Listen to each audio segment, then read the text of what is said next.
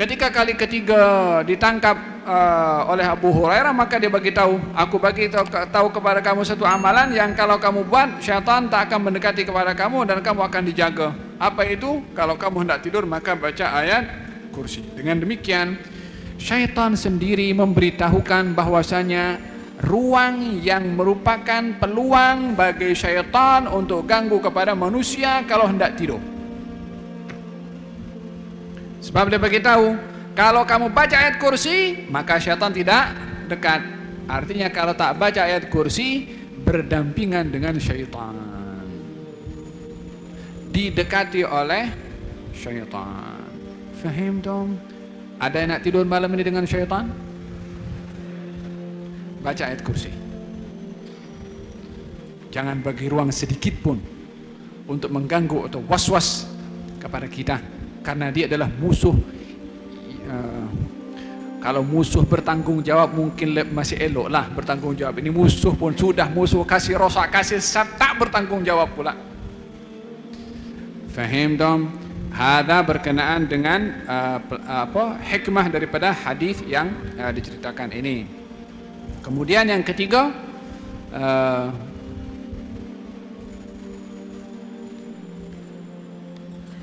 baginda Rasulullah sallallahu alaihi wasallam memberitahukan melalui Abu Hurairah kalau syaitan itu adalah pendusta, walaupun kali ini adalah benar. Macam mana dia pendusta tapi kali ini dia benar?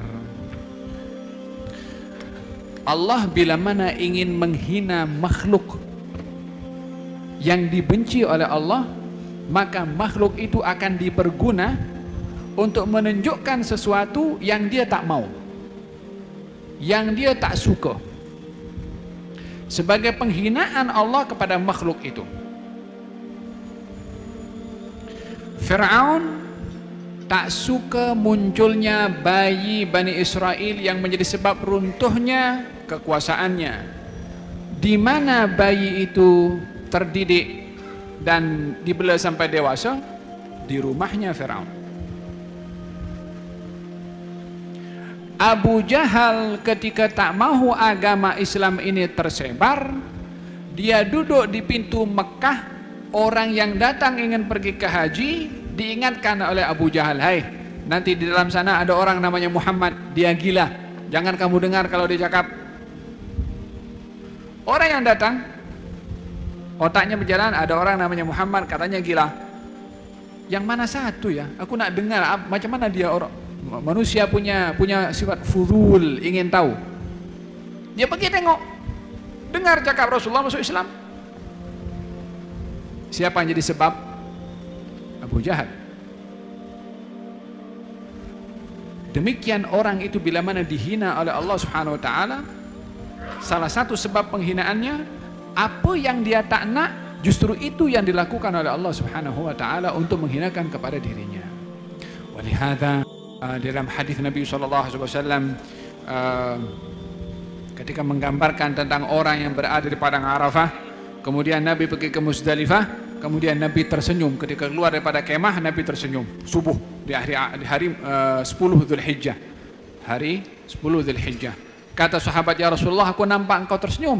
Ya, aku nampak syaitan, dia ambil debu diletakkan di kepalanya sini sebagai penyesalan yang atas usahanya bertahun-tahun kasih rosak manusia. Manusia pergi ke haji, diampunkan dosanya oleh Allah Subhanahu wa taala. Usaha syaitan gagal. Dengan apa? Dengan pengampunan yang diberikan oleh Allah kepada manusia.